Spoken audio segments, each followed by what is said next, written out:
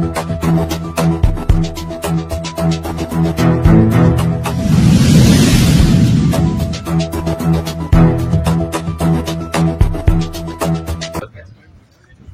ಒಂದು ವಿಷಯ ಹೇಳಿದೆ.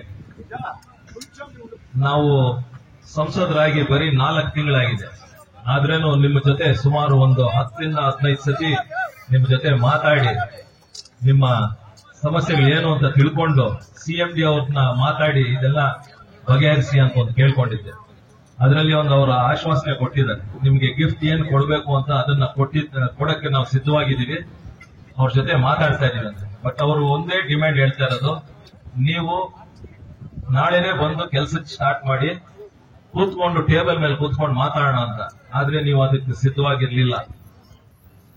ಯಾರೋ ಬಂದು ಏನೋ ನಮ್ಮ ಬಗ್ಗೆ ಅದು ಇದು ಅಂತೆಲ್ಲ ಮಾತಾಡ್ತಾರೆ, ನೀವು ಅದಕ್ಕೆಲ್ಲ ನೀವು ಇನ್ಫ್ಲೂಯೆನ್ಸ್ ಆಗಿ ನೀವು ಇದನ್ನ ಸ್ಟ್ರೈಕ್ ಮಾಡ್ಕೊಂಡು ಹೋಗ್ತಾ ಇದ್ದೀರಾ. ನಿಮ್ದು ಒಂದು ಡಿಮ್ಯಾಂಡ್ ಇತ್ತು, ಕುಮಾರಣ್ಣ ಒಂದ್ಸತಿ ಕರೀರಿ, ಒಂದ್ಸತಿ ನಾವು ಮಾತಾಡ್ತೀವಿ, ನಮ್ಮ ಸಮಸ್ಯೆಗಳು ಅವ್ರಿಗೆ ಹೇಳ್ಬೇಕು ಅಂತ. ಇವತ್ತು ಕುಮಾರಣ್ಣನ ಕರ್ಕೊ ಬಂದಿದ್ದೀನಿ, ನಿಮ್ ಸಮಸ್ಯೆಗಳು ನೀವು ಹೇಳಿದೀರಾ. ನೀವು ಏನು ಮಾತಾಡ್ಬೇಕು ಅಂತ ಕೂಡ ನೀವು ಇವಾಗ ಎಲ್ಲಾರು ಮುಂದೆನೂ ಹೇಳಿದ್ದೀರಾ. ಇದೇನು ಕ್ಲೋಸ್ಡ್ ರೂಮ್ ಅಲ್ಲಂತೂ ಹೇಳಿಲ್ಲ, ಓಪನ್ ಫೀಲ್ಡ್ ಅಲ್ಲಿ ಎಲ್ಲಾರು ಮುಂದೆನೂ ಹೇಳಿದ್ದೀರಾ. ಇವಾಗ ಕುಮಾರಣ್ಣ ಅವರು ಏನು ಒಂದು ಮಾತು ಹೇಳ್ತಾರೋ ದಯವಿಟ್ಟು ಅದನ್ನ ಕೇಳಿ ನೀವು ನಿಮ್ಮ ನಿರ್ಧಾರ ತಗೊಳ್ಳಿ ಅಂತ ಹೇಳಕ್ ಇಷ್ಟಪಡ್ತೇನೆ. ನಮ್ಮೆಲ್ಲರ ನಾಯಕರು, ಈ ರಾಜ್ಯದ ದೀನ ದಲಿತರ ಬಂಧು, ರೈತ ನಾಯಕರು, ಈ ರಾಜ್ಯಕ್ಕೆ 2 ಬಾರಿ ಮುಖ್ಯಮಂತ್ರಿಗಳಾಗಿ ಹಲವಾರು ಸಮಸ್ಯೆಗಳನ್ನ ಬಗೆಹರಿಸಿ ರೈತರಿಗೆ ಸುಮಾರು 25,000 ಕೋಟಿ ಮನ್ನಾ ಮಾಡಿದ ಏಕೈಕ ನಾಯಕ ನಮ್ಮ ಕುಮಾರಣ್ಣವರು ಇವತ್ತು ಕೇಂದ್ರದಲ್ಲಿ ಬೃಹತ್ ಕೈಗಾರಿಕಾ ಮಂತ್ರಿಗಳು ಆದಂತಹ ನಮ್ಮೆಲ್ಲರ ನಾಯಕರು ನಿಮ್ಮ ಮುಂದೆ ಬಂದಿದ್ದಾರೆ. ಕಳೆದ 13 ದಿನಗಳಿಂದ ಸತತವಾದಂತಹ ಹೋರಾಟದ ಪ್ರತಿಫಲ ಮತ್ತು ನಮ್ಮ ಲೋಕಸಭಾ ಸದಸ್ಯರಾದಂತಹ ಮಲ್ಲೇಶ್ ಬಾಬು ಅವರ ಅವಿರತದ ನಮ್ಮ ಮಂತ್ರಿಗಳ ನಿರಂತರ ಸಂಪರ್ಕದಿಂದ ಇವತ್ತು ನಿಮ್ಮ ಮುಂದೆ ಮಾನ್ಯ ಸಚಿವರನ್ನೇ ನಿಮ್ಮ ಮನೆ ಬಾಗಿಲಿಗೆ ಕರ್ಕೊಂಡ್ಬಂದಿದ್ದಾರೆ. ಅದಕ್ಕೆ ಅವರಿಗೆ ಅನಂತ ನಿಮ್ಮೆಲ್ಲರ ಪರವಾಗಿ ಅವರಿಗೆ ನಾನು ಈ ವೇದಿಕೆಯಲ್ಲಿ ಅಭಿನಂದನೆಗಳನ್ನು ಸಲ್ಲಿಸಲಿಕ್ಕೆ ಬಯಸ್ತೇನೆ.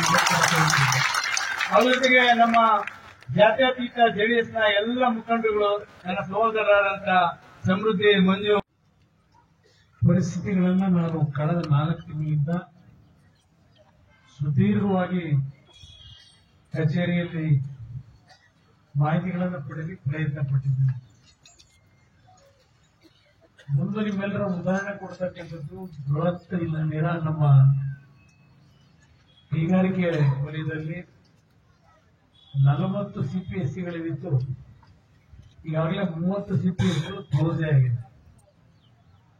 ಇದ್ದಿದ್ರಲ್ಲಿ ಲಾಭಾಂಶದಲ್ಲಿ ನಡೀತಾ ಇರೋದು BHEL ಒಂದು ನಡೀತಾ ಇದೆ. ಅದು ಹೊರತುಪಡಿಸಿ ಯಾವುದು ಇವತ್ತು ಈ ರಾಜ್ಯದಲ್ಲಿ ಒಂದು ಕಾಲದಲ್ಲಿ ನಮ್ಮ ಪಬ್ಲಿಕ್ ಸೆಕ್ಟರ್ಗಳು ಲಕ್ಷಾಂತರ ಕುಟುಂಬಗಳ ಜೀವನಕ್ಕೆ ಆಧಾರ ಆದಂಥದ್ದು. ಪಬ್ಲಿಕ್ ಸೆಕ್ಟರ್ನಲ್ಲಿ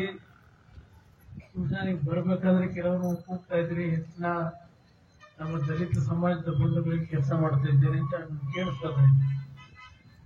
ಪಬ್ಲಿಕ್ ಸೆಕ್ಟರ್ ಪ್ರಾರಂಭ ಆಗುತ್ತದೆ ಪ್ರತಿಯೊಬ್ಬರಿಗೂ ಒಂದು ಸಾಮಾಜಿಕ ನ್ಯಾಯವನ್ನ ಕೊಡಬೇಕು ಅಂತಕ್ಕಂಥ ದೃಷ್ಟಿಯಿಂದ ಹಿಂದೆ ಆಳ್ವಿಕೆ ಮಾಡಿದಂಥವರು ಈ ಪಬ್ಲಿಕ್ ಸೆಕ್ಟರ್ನ ಉತ್ತೇಜನ ಕೊಟ್ಟು ಬೆಳೆಸಲಿಕ್ಕೆ ಪ್ರಯತ್ನ ಪಟ್ಟರು.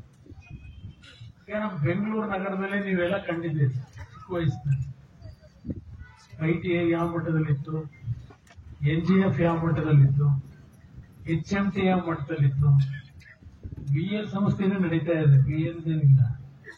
ಅದೇ ರೀತಿಯಲ್ಲಿ ನಮ್ಮ ITI ಹೇಳಿದೆ.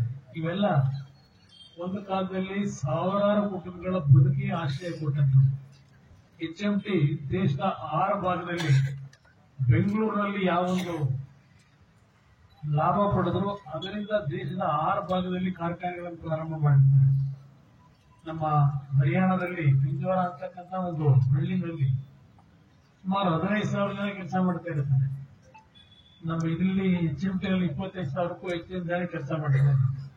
ಇವತ್ತೆಲ್ಲ 150 ಜನ 200 ಜನ ಇದ್ದಾರೆ.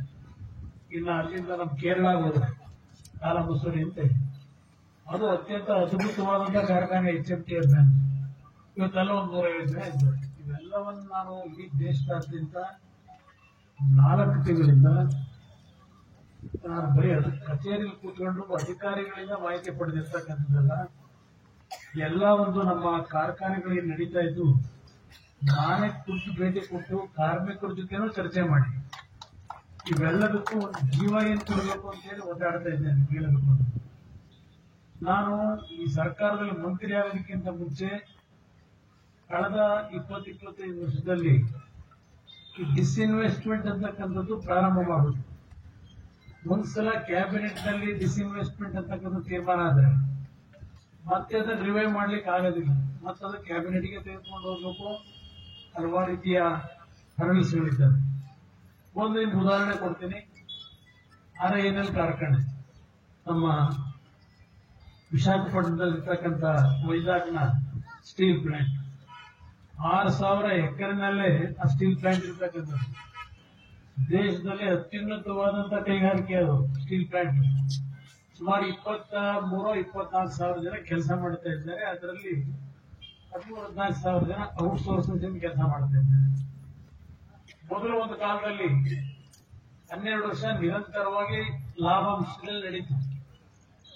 ಇವತ್ತು ಕಳೆದ ಒಂದು 5-6 ವರ್ಷದಲ್ಲಿ ಈಗ ಅದು ಕಾರ್ಖಾನೆಯ ಒಂದು ಪರಿಸ್ಥಿತಿ ಮ್ಯಾನೇಜ್ಮೆಂಟ್ ಇಂದ ಹಾಳಾಗಿದೆ, ನಮ್ಮ ಕಾರ್ಮಿಕರಿಂದ ಹಾಳಾಗಿದೆ.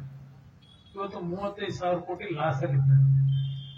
ಅದನ್ನ ಖಾಸಗಿಯವರಿಗೆ ಕೊಡಬೇಕು ಅಂತಕ್ಕಂಥ ಒಂದು ನಿರ್ಧಾರಗಳು ಮಾಡಿಬಿಟ್ಟಿದ್ರು ನಾನು ಮುಖ್ಯಮಂತ್ರಿ ಆಗೋದಕ್ಕಿಂತ ಮುಂಚೆ. ಆದ್ರೆ ನಾನು ಅಲ್ಲಿ ಸ್ಪಾಟ್ ವಿಸಿಟ್ ಮಾಡಿ ಅಲ್ಲಿಯ ಪರಿಸ್ಥಿತಿಗಳನ್ನು ನೋಡಿದಾಗ ಅವರೆಲ್ಲ ರೆಕಾರ್ಡ್ಗಳನ್ನು ಇಟ್ಕೊಂಡಿದ್ರು. ಸೇವ್ ವೈಜಾಗ್ ಪ್ಲಾಂಟ್ ಅಂತ ಹೇಳಿ RINL. ನಾನು ಅದನ್ನೆಲ್ಲ ನೋಡಿ ಬಂದ ನಂತರ ಅದನ್ನು ಉಳಿಸಲೇಬೇಕು ಅಂತ ಹೇಳಿ ಕಳೆದ 2-3 ತಿಂಗಳಿಂದ ಬಹಳ ಶ್ರಮ ಹಾಕಿದ್ದೆ.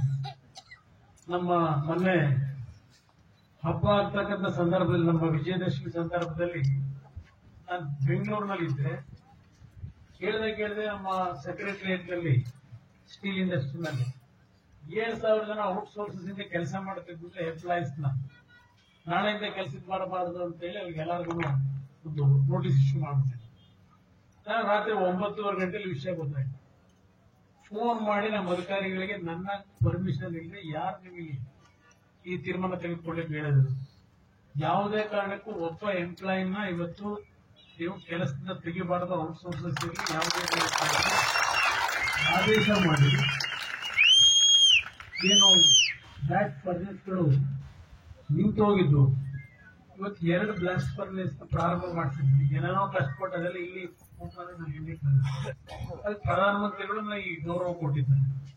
ನಾನು ಯಾವಾಗ ಪ್ರಧಾನಮಂತ್ರಿಗಳ ಕಾರ್ಯದರ್ಶಿಗಳಿಗೆ ಹೋಗಿ ಚರ್ಚೆ ಮಾಡಿ ಇರ್ತಕ್ಕಂಥ ಪರಿಸ್ಥಿತಿಗಳನ್ನು ಹೇಳಿದ ಮೇಲೆ ಪ್ರಧಾನಮಂತ್ರಿಗಳ ಇಂಟರ್ಫಿಯರೆನ್ಸ್ ಮೇಲೆ ಆ ಕಾರ್ಖಾನೆಗೆ ಯಾವ ರೀತಿ ಜೀವ ಕೊಡಬೇಕು ಅಂತ ಒಂದು ಚೈತನ್ಯ ತುಂಬಿದ್ದೇವೆ. ಇವತ್ತು ನಾನು ಯಾಕೆ ಇದನ್ನು ಉದಾಹರಣೆ ಹೇಳಿದ್ರೆ, ನೀವಿಲ್ಲಿ 2,500 ಜನ ಇವತ್ತು ಹಲವಾರು ವರ್ಷಗಳ ನಿಮ್ಮ ಸಮಸ್ಯೆ. ನಿಮ್ಮ ಯೂನಿಯನ್ ಅಧ್ಯಕ್ಷರು ಹೇಳಿದ್ರು 2007-8ರಿಂದ ನಡೆದು ಬಂದಂತ ಜಾರಿಯ ಹಲವಾರು ವಿಷಯಗಳು ಹೇಳಿದ್ದೆ.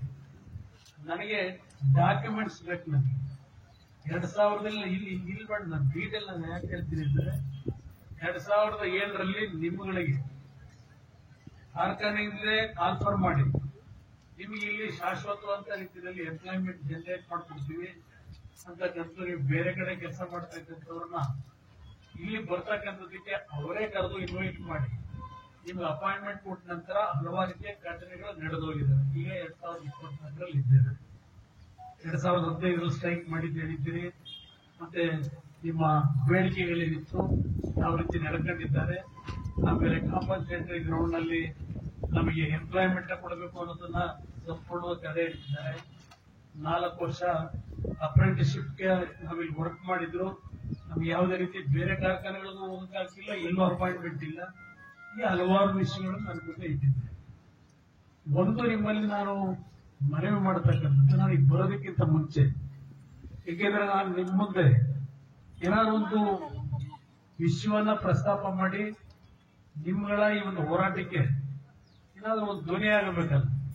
ಇದರಲ್ಲಿ ನನ್ನ ಒಂದು ಕಿರುಕಾಣಿಕೆ ನಿಮಗೆ ಅನುಕೂಲ ಮಾಡತಕ್ಕಂಥದಕ್ಕೆ ಯಾವ ರೀತಿ ನಾನು ನಡೆದೋಗ್ಬೇಕಾಗುತ್ತೆ ಅನ್ನೋದನ್ನ ನಿಮ್ಮ CMDಗೆ ಫೋನ್ ಮಾಡಿ.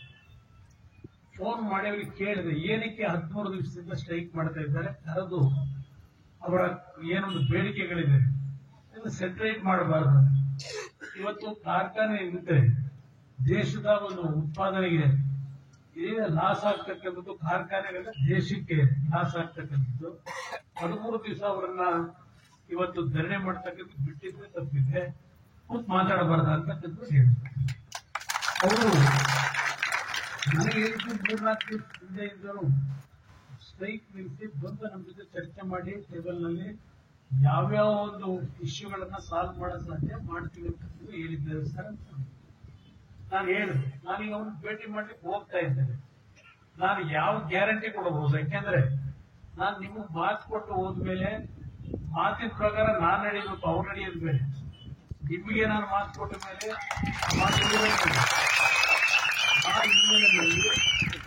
ಬರೋದಕ್ಕಿಂತ ಮುಂಚೆ ಅವ್ರಿಗೆ ನಾನೇ ಫೋನ್ ಮಾಡಿದ್ದೆ, ಏನ್ ಮಾಡ್ಬೇಕು ಹೇಳಿ ಅಂತೇಳಿ, ಏನ್ ಸಮಸ್ಯೆಗಳಿದೆ ಸಾಲ್ವ್ ಮಾಡೋದು ಹೇಗೆ ಇದು ಅಂತೇಳಿ. ಆಗ ಅವ್ರು ಹೇಳೋದು, ನೋಡಿ ಸರ್, ನೀವೇನಾದ್ರು 4-5 ದಿವಸ ಬಿಟ್ಟು